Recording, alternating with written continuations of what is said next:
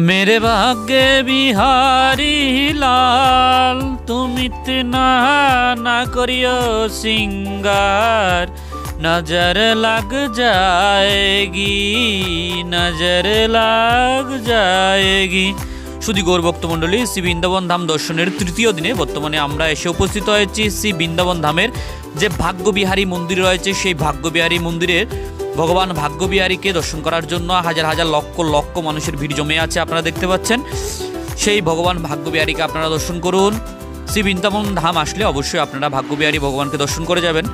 ভারতবর্ষের সমস্ত শ্রদ্ধালুদের কাছে প্রচলিত রয়েছে ভাগ্যবিহারীর কাছে যে কোনো কেউ কিছু আবেদন করলে সেটি ভাগ্যবিহারী পূরণ করেন।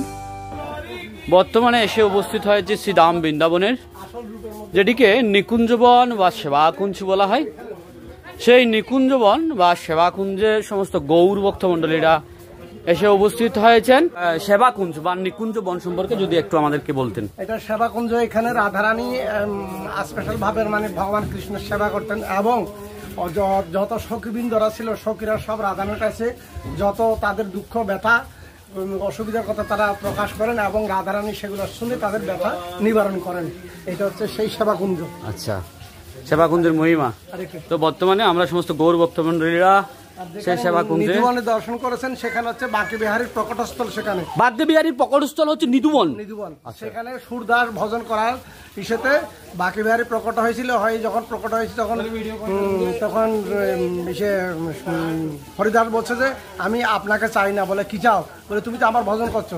তখন বলছেন আমি যুগল জড়ি রাধা কৃষ্ণর যে মিলন, সে রাধা কৃষ্ণ যুগল জড়ি আমার জঙ্গের উপর বসে আমার ভজন শুনবে, যদি আমার পছন্দ লাগে তাহলে আমি মনে করবো যে আমি ভগবান দর্শন পেয়েছি। তখন রাধা কৃষ্ণ তখন সঙ্গে প্রকট হয় এবং সুরদাসের জঙ্গের উপর বসে দুজনে সুরদাসের ভজন শুনলেন।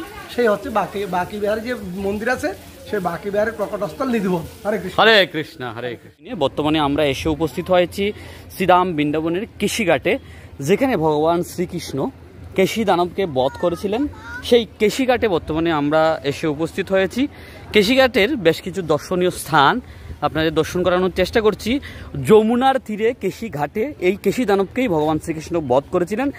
যমুনাতে সমস্ত ভক্তমণ্ডলীরা স্নান করছেন, শ্রদ্ধালুরা স্নান করছেন। আমাদের সাথে যে সমস্ত ভক্তবৃন্দরা এসছেন তারাও এই যমুনার তীরে যমুনার ঘাটে যমুনাতে স্নান করবেন। সমস্ত গৌর ভক্তমণ্ডলীদেরকে অনুরোধ করছি আপনারা শ্রীধাম বৃন্দাবনে কখনো আসলে যমুনার এই কেশিঘাটে যমুনাতে অবশ্যই স্নান করবেন। যমুনা হচ্ছে ভগবানের পাটরানী। আচ্ছা, এই আর যমুনা হচ্ছে স্বয়ং যমরাজের বোন। আচ্ছা, এই যমুনার মধ্যে কেশী নামক দৈত্য এখানে বাস করত। আচ্ছা, কেশী নামক দৈত্য এই যমুনার ধারে বাস করতেন।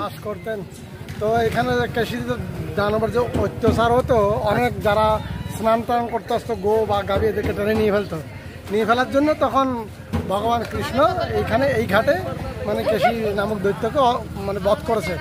বধ করাতেই এর নাম হয়েছে কেশিঘাট। আচ্ছা, এই জন্য কেশিঘাট নাম দিয়েছে।